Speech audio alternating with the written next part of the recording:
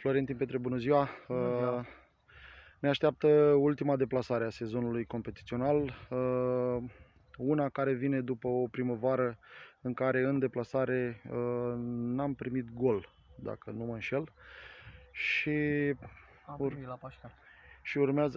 urmează să jucăm la Știința Miroslava, un adversar dificil, un adversar în criză, care are nevoie de cel puțin un punct în ultimele două etape pentru a rămâne în Liga 3 și care joacă și pe un teren total nefavorabil unor formații care vor să joace fotbal. Cum se anunță această partidă din punctul tău de vedere? Da, în primul rând, bună ziua. Este un meci, de fapt mai sunt două meciuri pe care le avem de disputat. Este un meci bun din toate punctele de vedere, chiar dacă stadionul și zonul nu o să ne permită să ne facem în totalitate jocul. Vă spun de acum că mergem să câștigăm acest joc, cum am făcut-o în toate meciurile pe care le-am avut de disputat până acum. Avem un parcurs bun, vreau să avem o continuitate în rezultate, în 7 victorii și 4 egaluri, mai sunt două meciuri și vreau să scoatem maxim din ele. Ce absențe sunt anunțate pentru această partidă? Da, avem absenți pe Toma și pe Bart, probleme musculare. S-a văzut că încă nu au fost 100%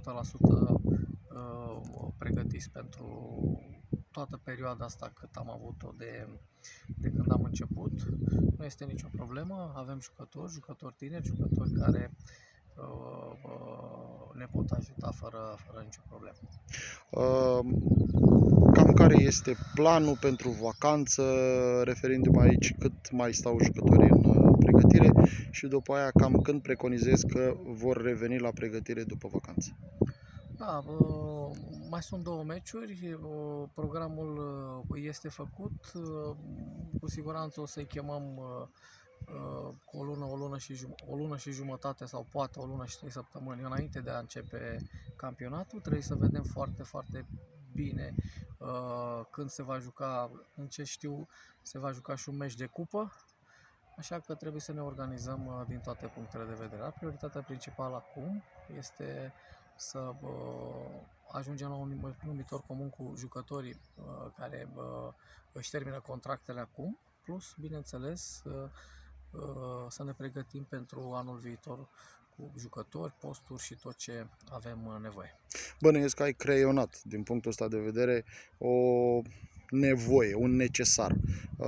La capitolul jucători, posturi, cam ce ar fi de acoperit din punctul tău de vedere? Deocamdată aștept să terminăm cele două meciuri, să le terminăm cu bine. În mare parte, cam 80% așa știm ce avem de făcut, pentru că nu sunt numai eu, suntem un staff destul de numeros și priceput la tot ceea ce ne dorim pe viitor. Ce să spun, în primul rând ne dorim să avem continuitate în tot ceea ce ne propunem, să avem finanțare, să avem oameni puternici lângă noi, pentru că numai așa putem să ne realizăm obiectivul. Mulțumesc frumos, și succes! Eu mulțumesc, la fel!